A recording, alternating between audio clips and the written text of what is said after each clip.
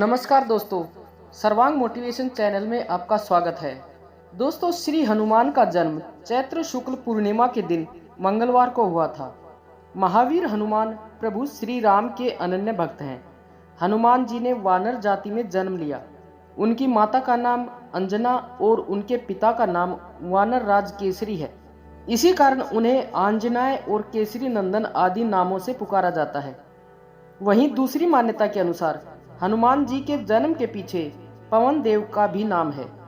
एक बार अयोध्या के राजा दशरथ अपनी पत्नियों के साथ पुत्रेष्टि हवन कर रहे थे। यह हवन पुत्र प्राप्ति के लिए किया जा रहा था। हवन समाप्ति के बाद गुरुदेव ने प्रसाद की खीर तीनों रानियों में थोड़ी थोड़ी बांट दी। खीर का एक भाग एक कौवा अपने साथ एक जगह ले गया जहां अंजनी मां तपस्या कर रही थी। यह सब भगवान शिव और वायुदेव की इच्छा के अनुसार हो रहा था। तपस्या करती अंजना के हाथ में जब खीर आई तो उन्होंने उसे शिव का प्रसाद समझकर ग्रहण कर लिया।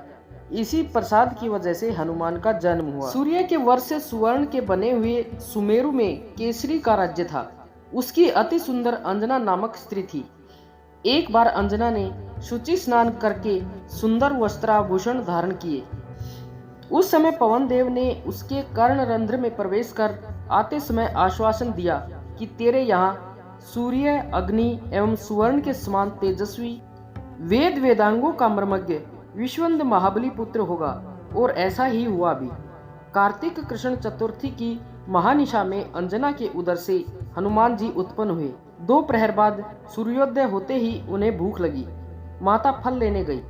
इधर लाल वर्ण के सूर्य को फल मानकर हनुमान जी उसको लेने के लिए आकाश में उछल गए। उस दिन अमावस्या होने से सूर्य को ग्रसने के लिए राहु आया था, किंतु हनुमान जी को दूसरा राहु मानकर वह भाग गया। तब इंद्र ने हनुमान जी पर वज्र प्रहार किया। इससे उनकी ठोड़ी टेढ़ी हो गई, जिससे ये हनुमान कहलाए। इंद्र की इस दुष्टता का दंड देने के लिए पवन देव ने प्राणी मात्र का वायु संचार रोक दिया।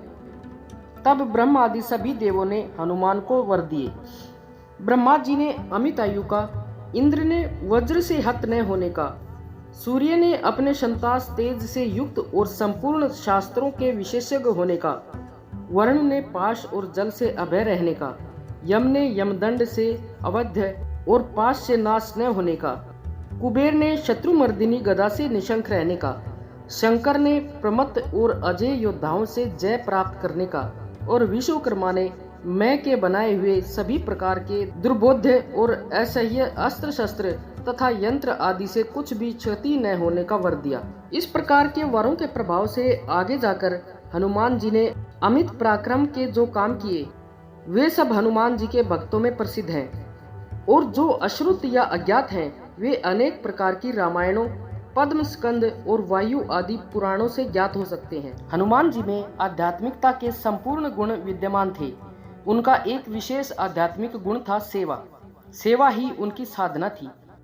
प्रारंभ में वह वानरों के राजा सुग्रीव के दरबार में सेवा कार्य करते थे। तब तक तो उनका दायरा बहुत ही सीमित था और शक्ति सामर्थ्य भी सीमित थे।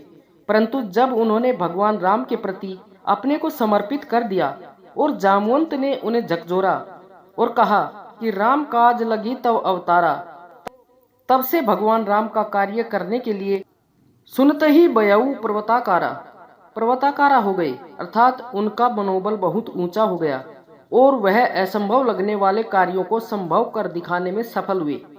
अपनी सेवा साधना और समर्पण के बल पर ही हनुमान जी आध्यात्मिकता की उच्चतम स्थिति तक पहुंच सके। न्याय, सत्य, प्रेम, सदाचार के लिए हनुमान जी ने अपने आप को समर्पित कर दिया। कितने ही अजय राक्षसों का वध कर डाला और रावण की सोने की लंका जला डाली। सीता जी की खोज कर ली और अपनी अनवरत सेवा समर्पण के बल पर राम के दरबार अर्थात राम पंचायतन में अपना स्थान भी बना लिया। सच्चे उपासक के रूप में हनुमान जी ने परम प्रकाश का निरंतर ध्यान करते हुए उसे अपने रोम रोम में संव्याप्त करके सूर्य के समान अपने को तेजस्वी बना लिया था। हनुमान जी के जीवन में विवेकशीलता देखते ही बनती है। सीता जी का पता लगाने के लिए जाते हुए समुद्र छलांगते समय जब सुरसा से भेंट होती है तब पहले ही उसकी शक्ति की था लेने के लिए स्वयं ही उसके मुंह से अधिक बड़ा आकार बनाते हैं।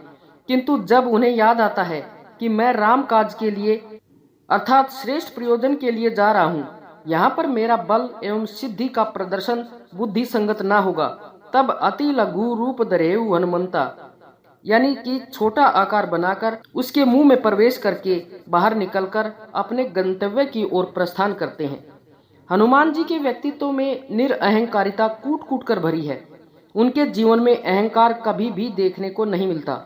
सीता जी की खोज के लिए समुद्र लांघने की चर्चा चल रही है। सभी वानर रीछ अपने अपने बल का बखान कर रहे हैं, किंतु उनमें सर्वाधिक शक्तिशाली होते हुए भी वह चुपचाप बैठे रहते हैं और जामुन के कहने पर ही अपनी स्वीकृति देते हैं। एक सुयोग्य दूत के रूप में हनुमान की भूमिका द्रष्टव्य है। वह मुद्रिका लेकर जब सीता जी के पास अशोक वाटिका में पहुंचते हैं तो अपना परिचय इसी रूप में देते हैं, रामदूत में मातु जानकी, सत्य शपथ करुणा निधान की। रावण के दरबार में भी जब श्री हनुमान प्रस्तुत होते हैं तो वहां पर भी अपने स्वामी राम के ही गुणों की गाथा गाते हैं। आसुरी वृत्तियों से जूझने हेतु एक योद्धा के रूप में हनुमान बेमिसाल हैं। दोस्तों, आशा है कि आपको इस वीडियो से बहुत कुछ सीखने को मिला होगा। कृपया अपने सुझाव कमेंट में जरूर बताएं और अगर वीडियो अच्छी लगी हो तो कृपया वीडियो को लाइक व शेयर अवश्य करें और चैनल को सब्सक्राइब करना ना भूलें। धन्यवाद।